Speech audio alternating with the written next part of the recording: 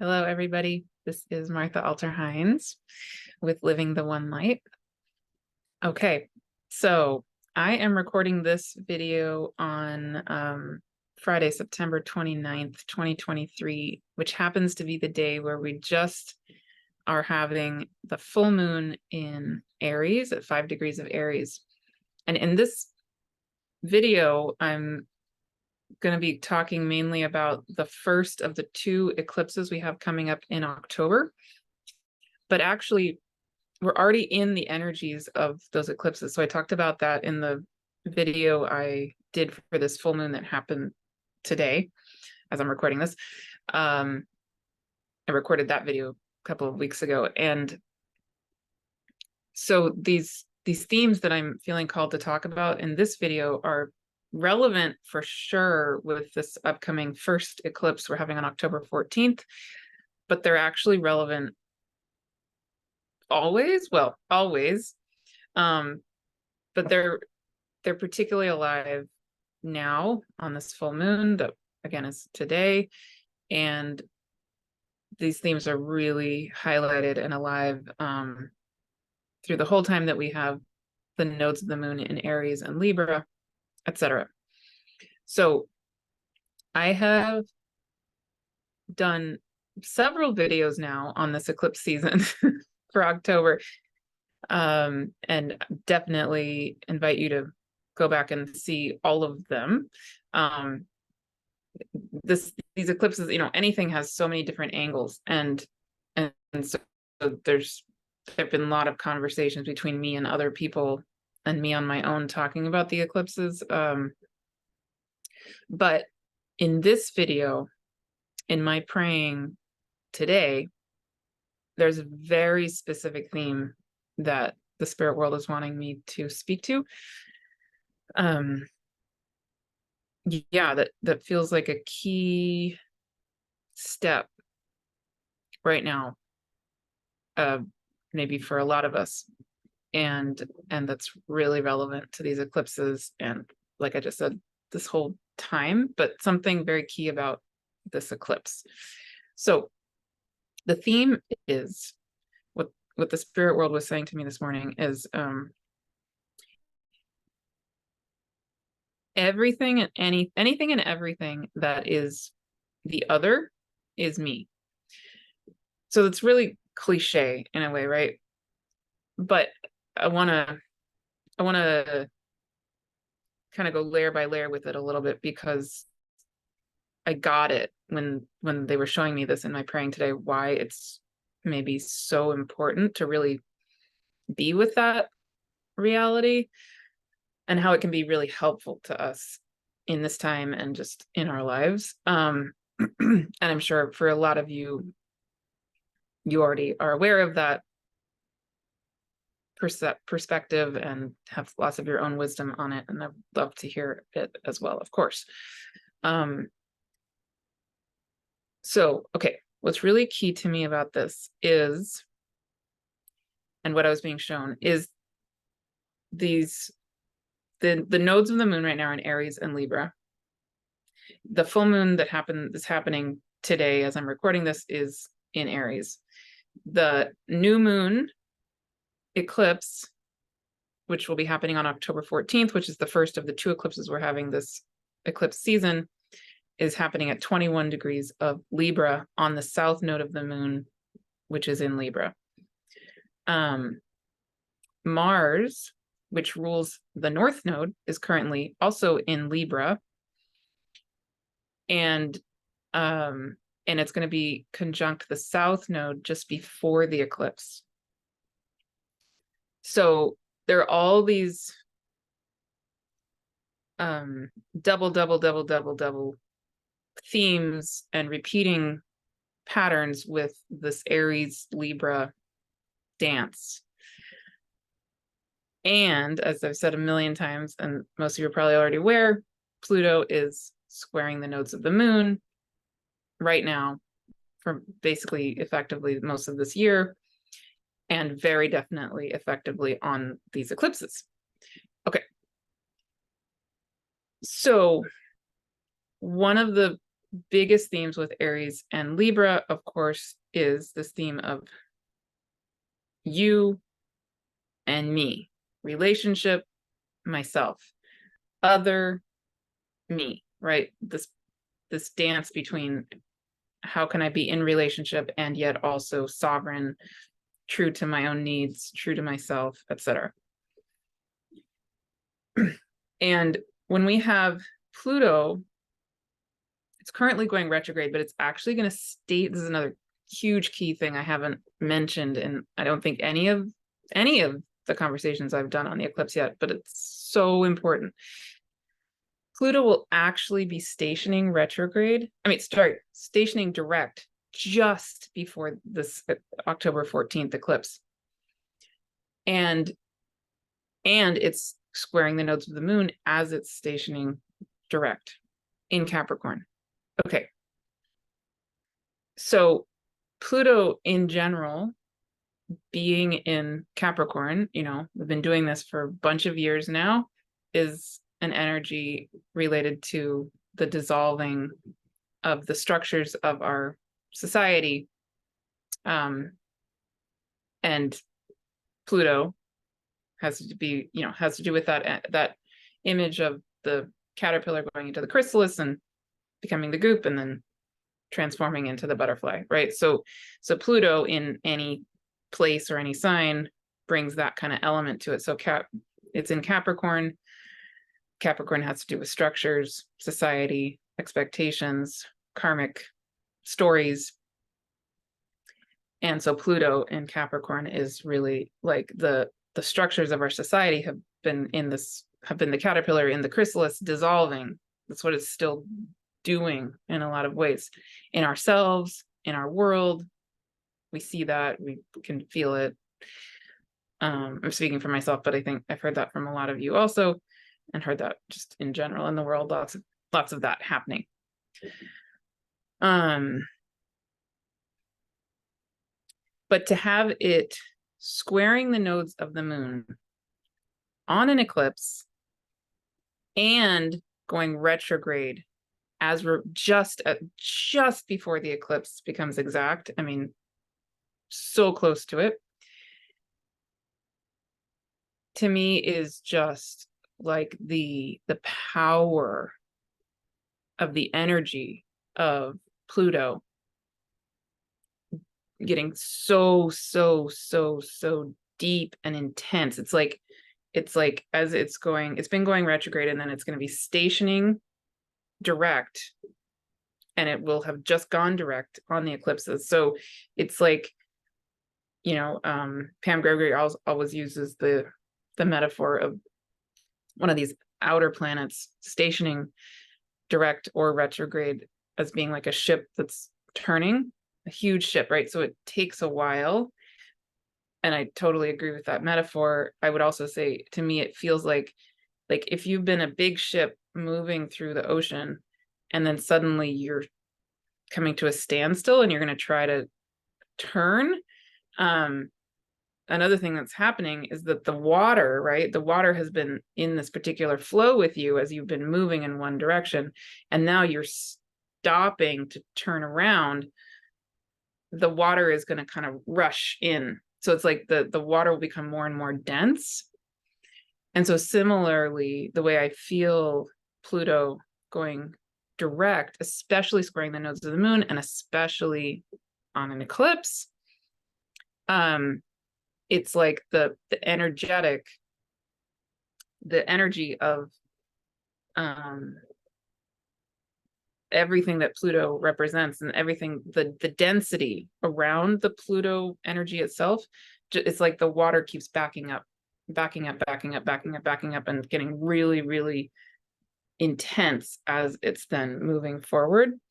So it's like, one way to put it is, I would just say I feel it intensifying.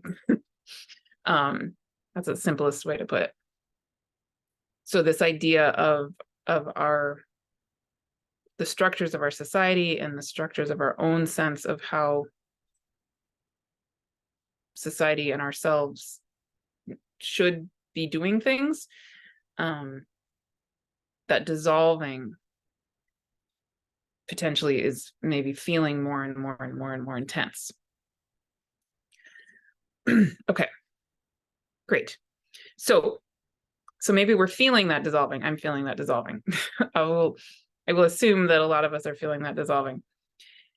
At the same time, the nodes of the moon are in Aries and Libra. And so when we're feeling that dissolving, we're potentially feeling a sense of, I don't want to do things this way anymore. Something needs to change. And so we could be feeling this Aries Libra energy being squared by that Pluto and Capricorn, right? And it'd be really, really easy to project everything we want to change outside of ourselves, the Aries Libra polarity. So I'll speak for myself. This is one really key example that became clear in my own praying this morning. Something that you probably experienced a lot, I've experienced so many times in my life, is that when I'm in a big moment of change of any kind, but especially, well, of any kind, but especially one where I feel like I'm, for lack of a better word, elevating in my vibration, that's one way to put it, or switching, becoming more and more clear in myself. A lot of the time, what often happens, not surprisingly, is relationships shift big time, right? Friendships can disappear. I've had that happen, especially in key moments in my life. I'm thinking of like 12 years ago, 10 years ago, just various moments in my life where there's not even a fight or a drama about it. It's just those relationships just suddenly vanish, because my senses, my vibration is changing and it just doesn't match anymore, right? So it's not good or bad, it's just what happens. So certainly, absolutely,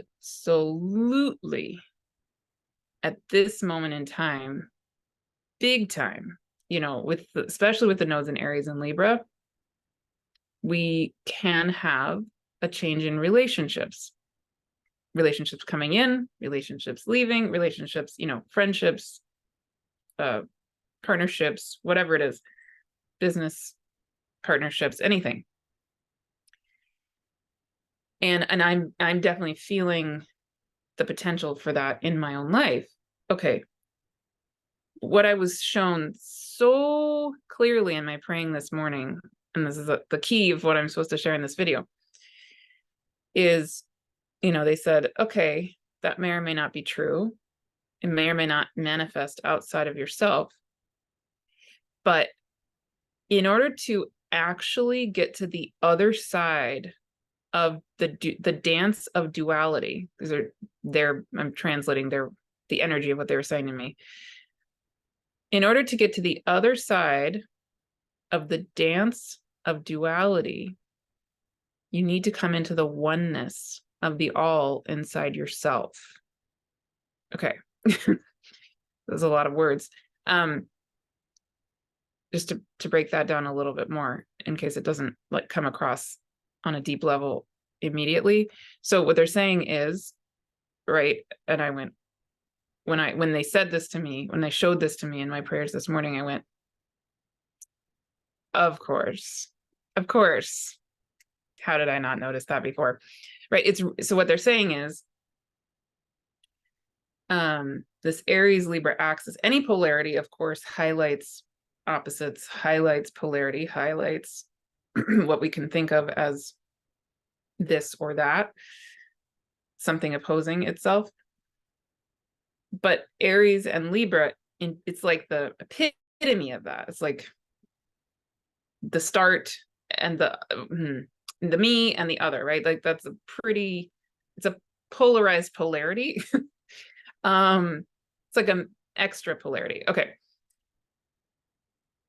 And yet the point of these polarities of the zodiac, of anything, of life, is not actually the polarity. I mean, there's wisdom and there's truth in, fully experiencing, fully exploring the Aries, fully exploring the Libra. Absolutely, definitely. They both hold wisdom. They both are beautiful. You could call it also, a divine masculine and a divine feminine. If you're talking about Mars and Venus, maybe ruling those. Anyway, that's a whole other conversation. But so there's beauty and wisdom in fully exploring, let's say, the divine masculine and all aspects of the divine feminine, all of the above. And the real actual point isn't to stay in the polarities. The real actual point is to come to the oneness of it. The other key, though, they're saying right now, don't forget to say this, though, it's not to just jump to the oneness either. It's that, all of it is needed. So exploring the totality, the beauty of all of the diversity of Aries or the divine masculine or whatever you want to call that end of a polarity is super important. Same with, let's say, divine feminine or Libra or this other end of a polarity. That exploring all of it is super important. And coming back to the oneness, super important. Okay, so how is that relevant to what I'm saying? What they're saying basically is, don't get stuck in the duality. Don't get stuck in the polarity. So on a really practical level, for example, when we feel like, okay, yeah, I'm ready to ascend to another layer of who I am, and XYZ person doesn't resonate with me in this new level of my way of being. Been there, done that so many times. I'm guessing you have too. And, it's like when it comes out of my mouth, it sounds so cliche and so judgmental and not cool. And yet I've done that so many times, right? Okay. I think a lot of us have. Most of us probably have. So what they're basically saying to me this morning is, absolutely, yes, that can manifest in that way. Absolutely, when you vibrate in a different way, not good, bad, or indifferent, it just is true. Certain vibrations will vibrate differently than other vibrations, right? And certain sounds will harmonize and other ones won't. If you play a C on a piano and another C, that's going to resonate in one way, versus if you play a C and a G sharp, that's going to resonate, right? It's literally true. Okay.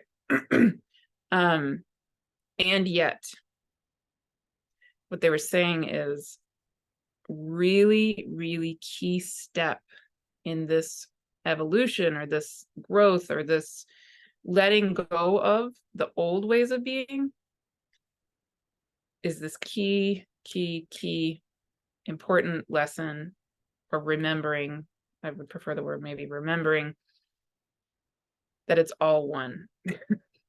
Like that person who I think maybe isn't resonating at my frequency anymore or whatever,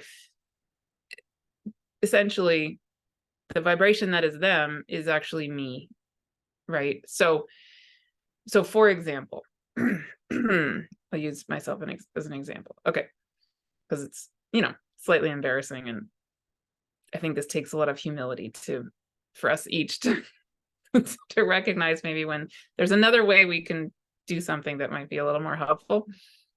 And I'm not saying the other way is bad, because anyway, but this is just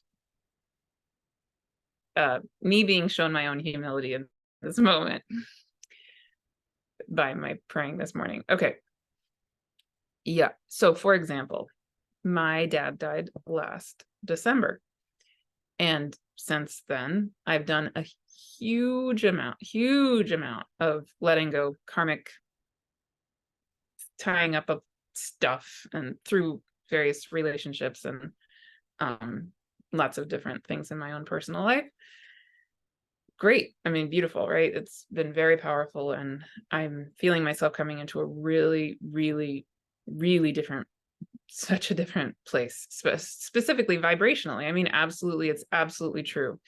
Um, for me, and I've mentioned this also, these eclipses, the first eclipse is happening precisely to the minute on my nodal reversal. So my natal nodes are exactly to the minute, the exact same degree, just flipped, of where the nodes are going to be on October 14th when we have the new moon eclipse.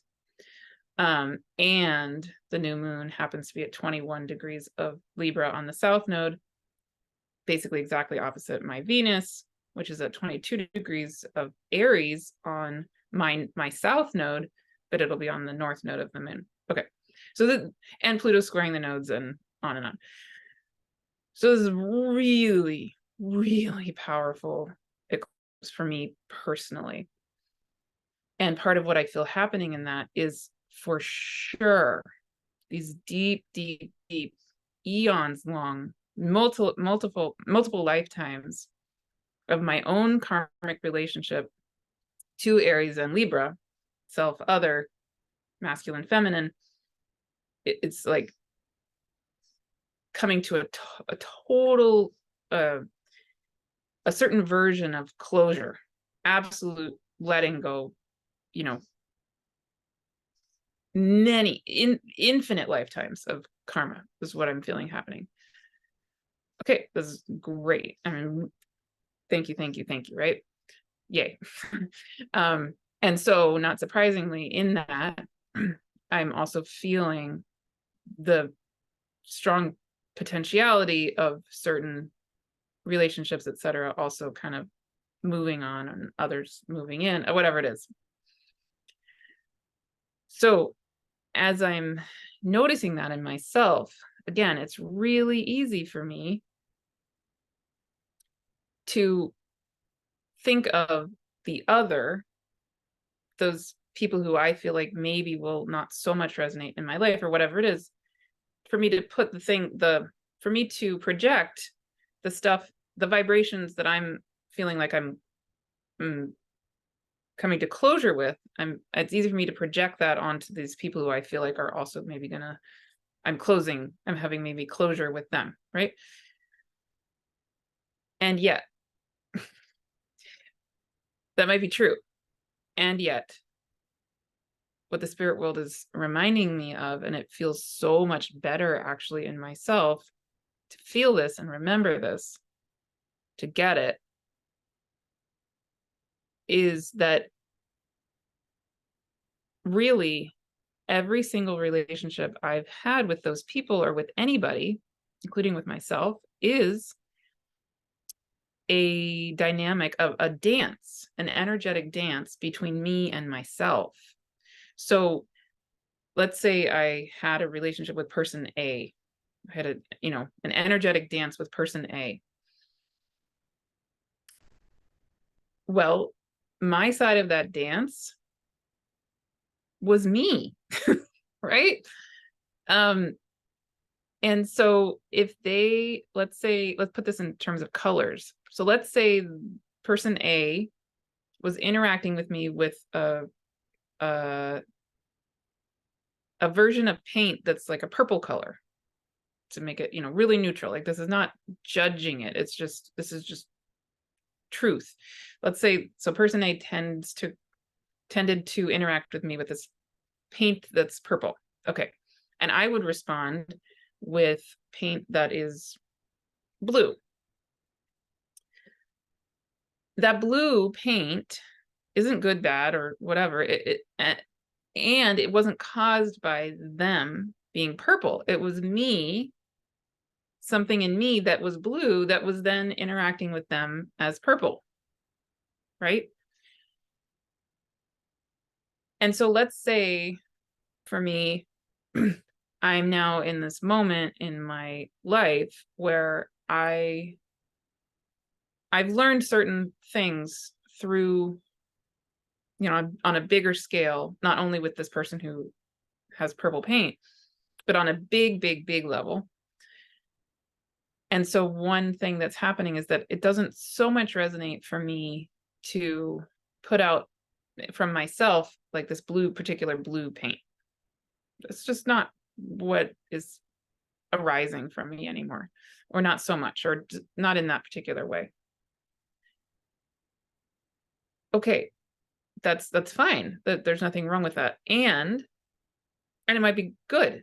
Again, I don't know if I don't want to necessarily judge it in any direction, but the key is that paint, that blue paint that I was putting out, was me. It wasn't like something that purple paint was causing, or the person putting out the purple paint was causing, and something in me wanted and needed to interact blue to purple, right? So in a sense, the purple was also me. It wasn't necessarily coming from me, quote unquote, but it was a dance that I needed to fulfill, was the blue and the purple together. And I did. And now that's coming to closure. Okay. But I don't need to project onto the purple person, hey, you know, all my blueness or whatever was them. No. It's like I can contain it. It feels so much more whole and calm and peaceful in my own body and my own self to recognize there's purple in me, there's blue in me. It's here, it's part of life. I am all of existence, right? So I am going to always be purple and blue, even if that dance of purple and blue isn't really necessarily where I am anymore. I don't need to ostracize it. I don't need to other it. I can let it be a dance that just doesn't resonate so much anymore, but it was and is part of life, and therefore part of who I am. So then it becomes part of the whole, as opposed to us saying, you know, Aries versus Libra, right? Is this making sense? And then the other part of what my spirit guides were saying and showing me is, as we are sitting with these polarities, again, I'm speaking for myself, but I think it's probably true for a lot of us, it can be so, I can feel very frustrated and like I just want to move on. I'm done with this whole polarity thing. I don't want the drama of it, or the, you know, I just would like peace and calm and harmony. That's what I want, which is appropriate. There's nothing wrong with wanting that.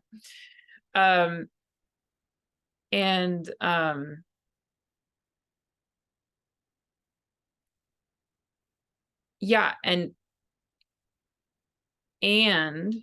so as we're sitting with, you know, the polarities, and with Pluto squaring the nodes of the moon and still in Capricorn and all of that, it's the dance of the polarities isn't over. It's not, I mean, it's never going to be done, but it's really not done yet. It's really, really not done. And speaking as me, Martha the human, I really want it to be done. Let's move on from this. On our world, like our whole earth, right, has been going through so much of the damage of the polarities being out of balance with each other and clashing and all of that. I really want it to be done and over. And what the spirit world is saying to me is, you know, of course, well, it will be done when it's done, and ultimately it already is done. But part of the dance that's still happening is this, it's the being with the duality, and then coming, not ignoring the duality, but then coming to the oneness of the duality and the wholeness of it. And then the part I'm excited about is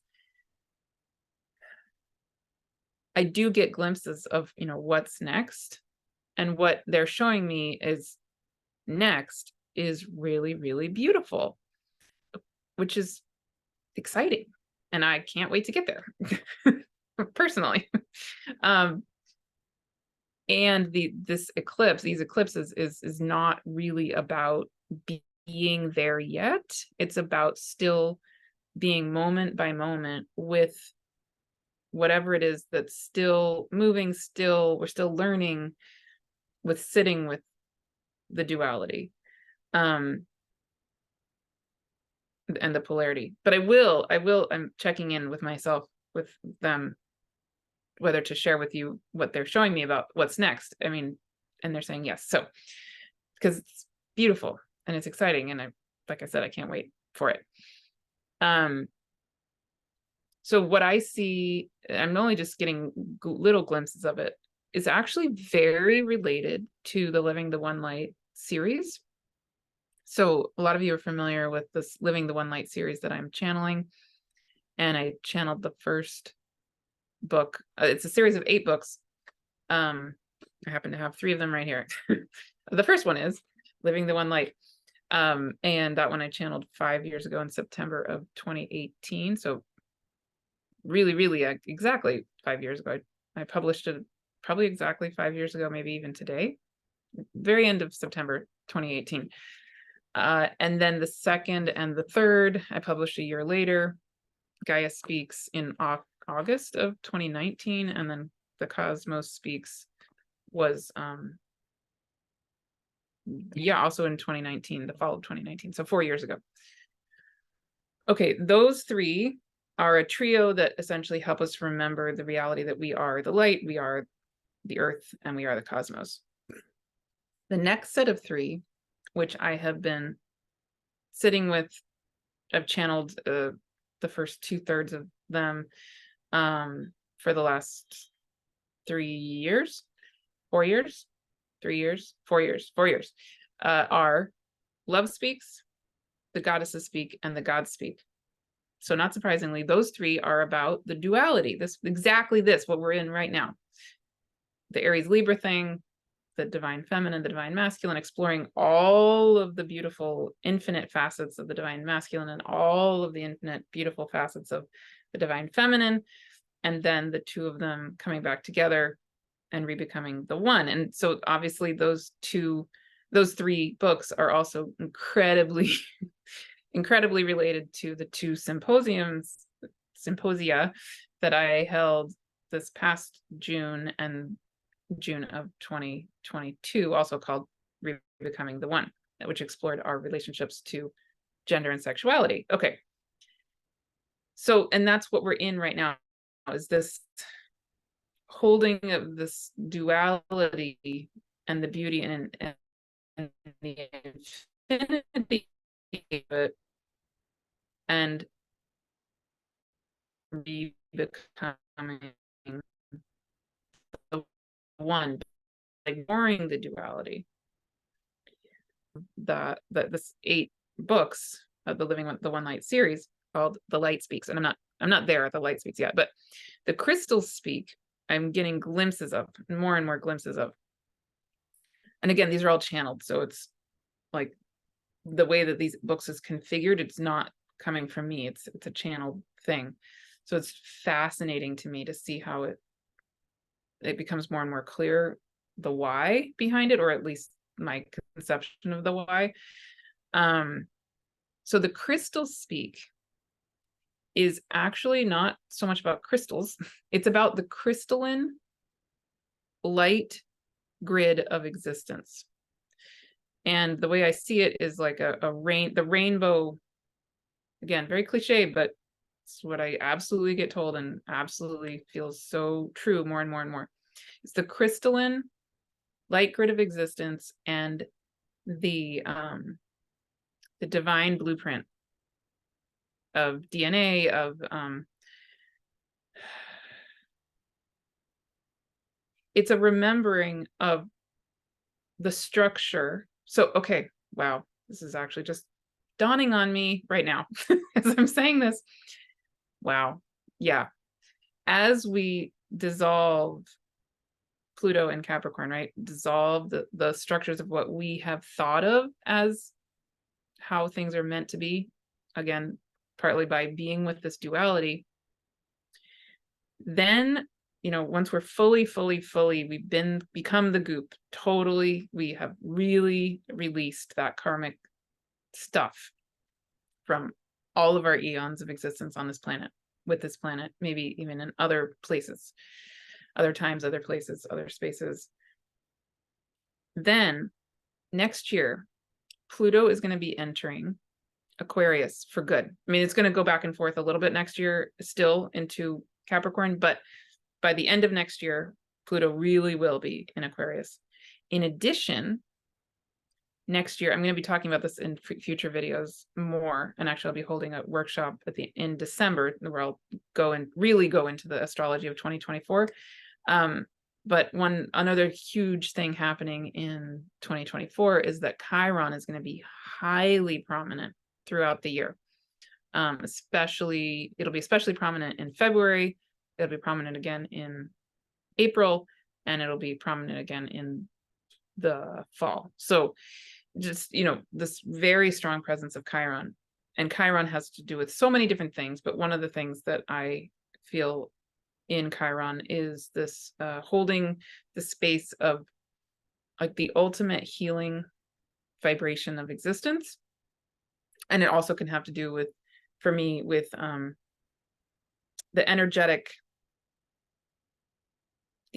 blueprint of existence, and in the most healing state of being. We also have Sedna going back and forth in a trine with Pluto. As Pluto's going back and forth between Capricorn and Aquarius, Sedna is also going back and forth between Gemini and Taurus. So basically next year, 2024, Pluto fully enters Aquarius and Sedna fully enters Gemini. So they're both doing that dance back and forth next year, but they both fully enter by the end of next year into those air signs.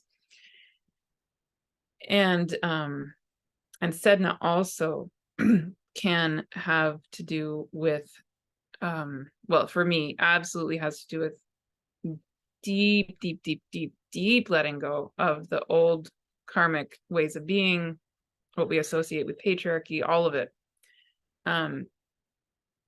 Really deep letting go. And the reality that as we let go, there's a whole new beautiful reality that we didn't even realize was possible. And actually I'm doing a Sedna workshop for the Conversations with the Goddess series next Tuesday, the first Tuesday in October. So if you happen to be interested in hearing more about Sedna, feel free, you can join this Goddess series anytime. But yeah, Sedna will be the one that we're focusing on for the month of October. And yeah, she's so powerful. She's really strong right now in the astrology, and next year, so strong. So there are these repeated themes of the letting go, and then coming into the unknown. But the unknown, Aquarius, Pluto moving into Aquarius, and the Chiron, and then the Sedna, all of it, and more than that too, it's not just unknown. It's not just not just any old unknown.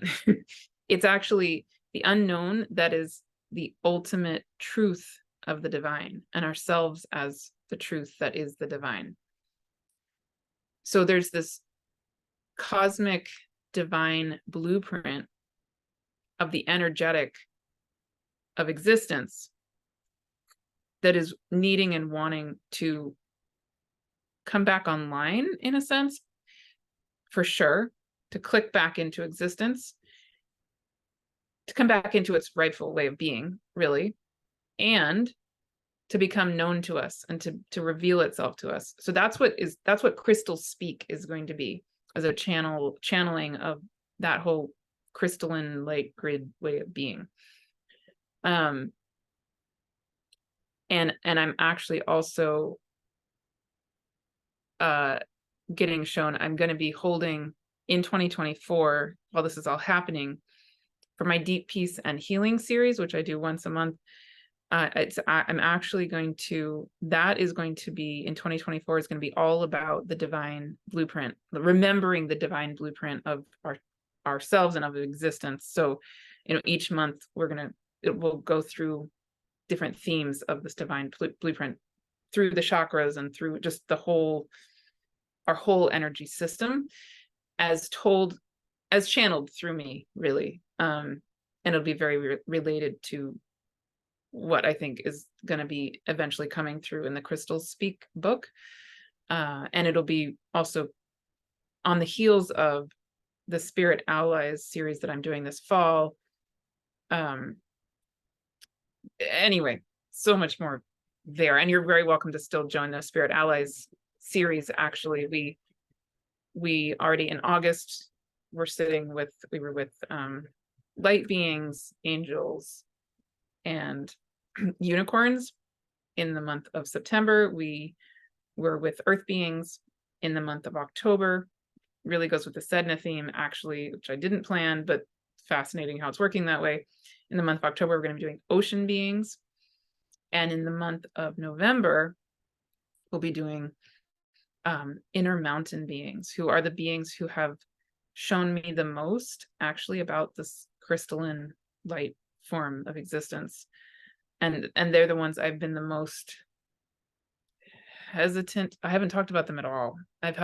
For years, I've had really, really powerful, probably the most powerful experiences I've had were, how do you quantify that? They're incredibly powerful experiences that I've had with them, and I haven't talked about them basically at all with almost anybody, much less publicly. So the month of November will be when we're doing that. And then coming out of what I think is meant to come through in the Spirit Allies series, then what I'm being told to do is then for the December solstice, I'm going to be holding a gathering that helps us each to anchor into the divine, like the light of the alignment of ourselves with the stars and Sirius. I want to say Sirius. That's what's wanting to come through me. I need to check in with that. But anyway, with the cosmos, the stars in particular, and it will be, and the solstice gathering is going to be an anchor point for what is this in yourself, right? Of what is this divine blueprint that's really, really ready and wanting to come back online over the coming, as we move into our next phase of beings of this planet Earth and the rest of your life, really. And then for any and all of you who feel called to join me in 2024, I'll be holding a monthly series where we go more deeply into this divine, remembering and holding space to come back online in the divine blueprint of all of our chakras, all of our whole energy systems, and coming into a balance and healing with all of it. So yeah, that will be that series, along with my Infinite Soul Wisdom Astrology 101 course, will be the two main things I'm doing in 2024. And they'll be complementary, but obviously you could do one or the other, or neither, or both, or whatever calls to you. Yeah. And so anyway, so that's related, that whole divine blueprint is related to what I'm being shown and called into as, the next step, right? And I feel so lit up when I think about it. I feel so good. My whole body I can feel alive with that rainbow crystalline light energy. It just, that's where I want to be. And that's where we are. I mean, we are there. Okay. And these eclipses, really, in a sense, to me, it's like the spirit world saying, yes, that's where you are. That's where you're heading. Don't worry. It's coming.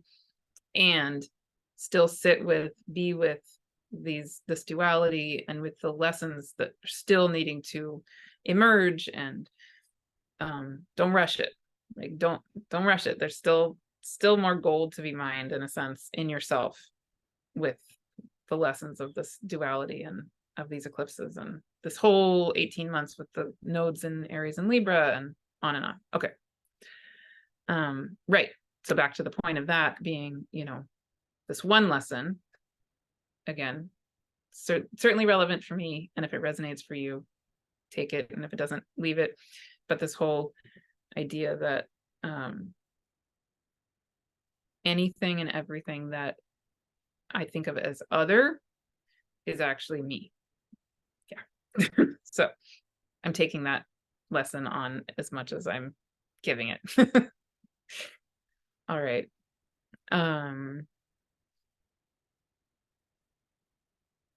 Yeah, but even right here, I can feel that crystalline rainbow grid, that rainbow light so strongly already here, already present. And you can just sit with it with me for 10 seconds if you want.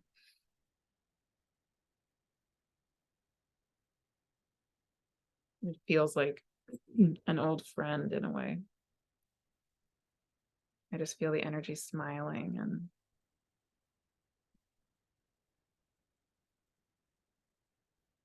I feel the presence of so many of you, and specific ones of you I know. I'm just seeing us smiling together, and then ones of you I don't personally know yet, maybe, but I can feel your presence. And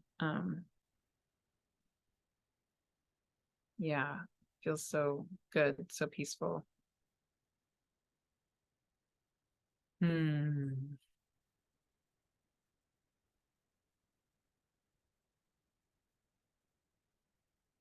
Yeah, and another thing I'm feeling in it is that it's doing the work for us. I mean, it's, certainly there's an element of us, quote unquote, doing the work of being present and allowing and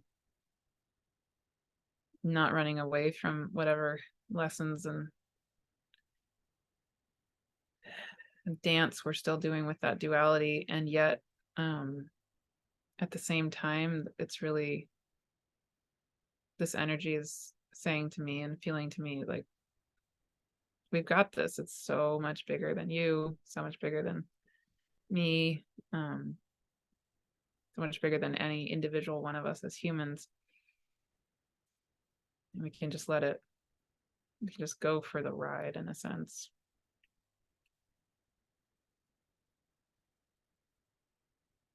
Yeah. And then the last thing is that the ultimate truth is the light. That last book, again, will be, The Light Speaks. So the series starts with Living the One Light and then ends with The Light Speaks. And they're bookends of two different octaves of the light, all as one.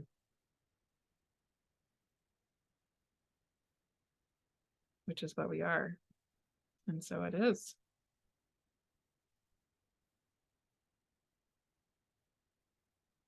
Okay. Beautiful. All right. Well, I would love to hear any of your thoughts, any of your feelings. Join me for anything and everything that calls to you. Again, I'm doing the Spirit Allies series. We will be doing the ocean beings in the month of October. Got the Sedna workshop coming up also in October, the first week of October, but it's recorded. All of these things are recorded. You can join anytime. I'll be doing a workshop, eclipse, beautiful eclipse.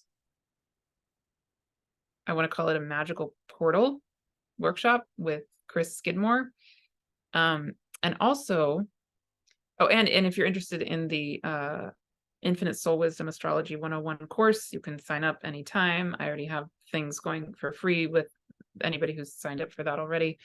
Yeah, there's more information there, but sign up absolutely anytime. You can join the community. It's already growing there. I'm really, really, really, really looking forward, excited about that. If you're interested in the Divine Blueprint series that will be happening in 2024, let me know. Any of you who are already part of the Deep Peace and Healing membership, you're gonna be included for free. You won't need to pay more for that series. That's just my gift to you. And yeah. And then I feel like there was one other thing oh yes, the other thing I was gonna say. If you haven't subscribed to this YouTube channel, I would love, I would so appreciate it if you would, because I'm getting so close to 1,000 subscribers, and it's just, I have a goal to, go past 1,000 beyond that. But I would really love it if you resonate with these videos and you happen to just not have subscribed yet. I would so love it. It'd be like a big gift to me if you subscribe. And I have 5 different interviews I'll be doing in the next 5 weeks with really wonderful people. So subscribe and you will get notified when those arrive. Or if you're, you can be on my email list also, livingtheonelight@gmail.com. I typically send out those in my email list, but not, well, yeah, no, they should come out in there. Anyway, but definitely subscribe to this YouTube channel, and then you will know when they come out. So yeah, really, some people I'm really excited about. I think you will love it. All right, be in touch anytime, livingtheonelight@gmail.com. And let me know how this eclipse portal is for you. Wonderful, beautiful. See you soon.